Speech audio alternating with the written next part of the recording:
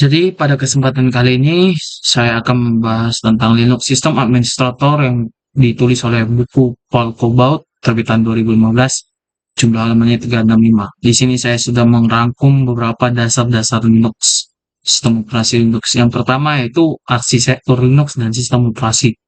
Buku ini menjelaskan arsitektur dasar Linux mulai dari kernel, shell, hingga aplikasi. Kernel adalah inti sistem operasi yang mengelola perangkat keras dan memberikan layanan kepada aplikasi.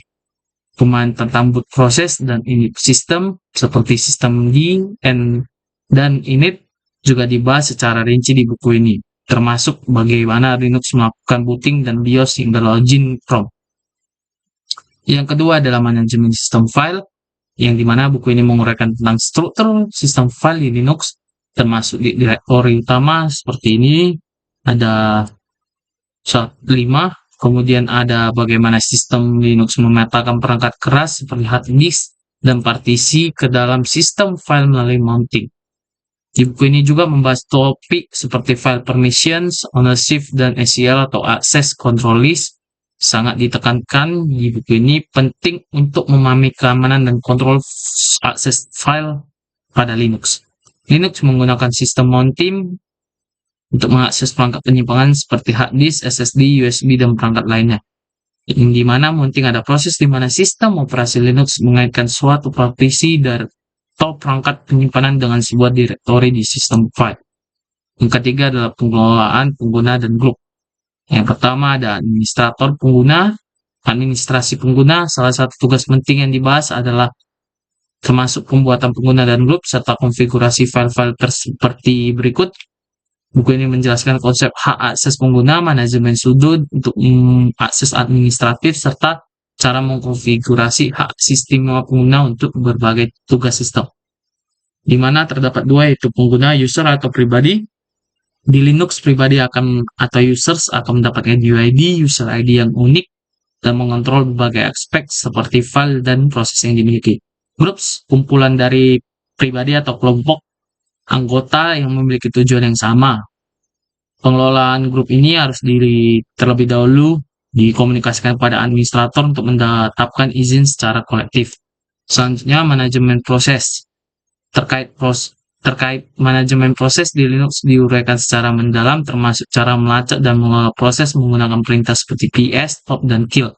Selain itu, di buku ini membahas cara menjalankan proses di latar belakang dan cara memprioritaskan proses menggunakan konsep nice dan renice.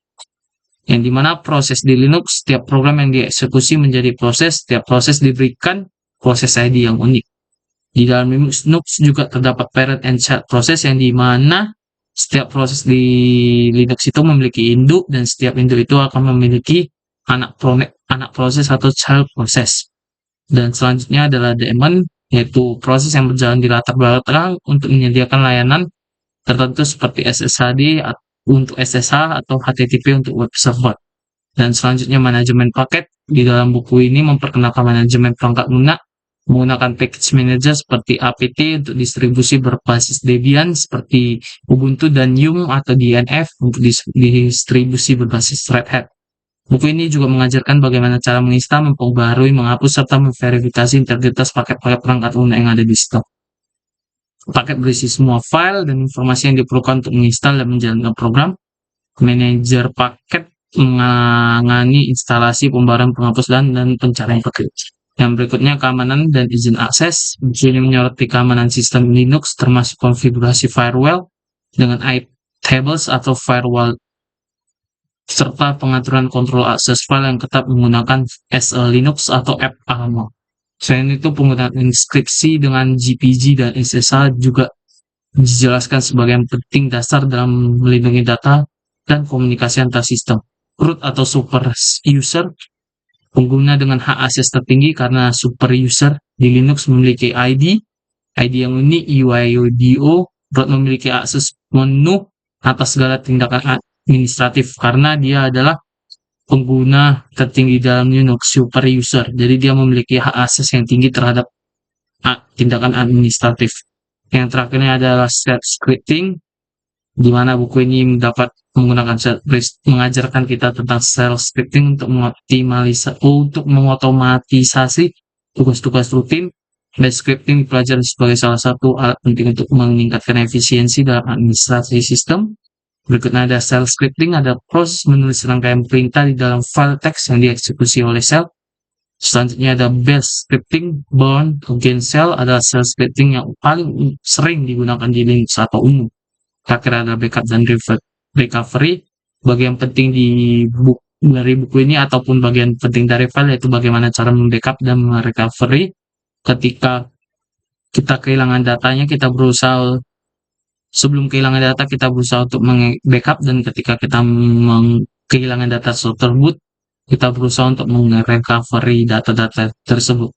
Di sistem operasi Linux ada 3, yaitu full backup, membackup seluruh data dari sistem tertentu, increment backup, membackup hanya mencakup data yang berubah sejak backupan terakhir, baik full atau incremental.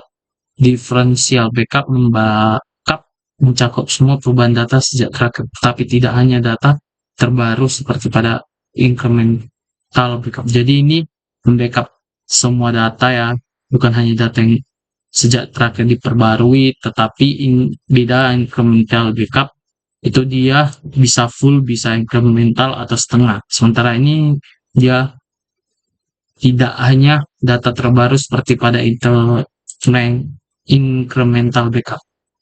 Jadi bukunya yang bernama Linux System Administrator dari Paul Kobaut, terbitan tahun 2015. Di sini ada elektronik booknya, bisa dicari di Google. Sekian dari hasil yang dapat saya sampaikan setelah saya membaca buku. Terima kasih.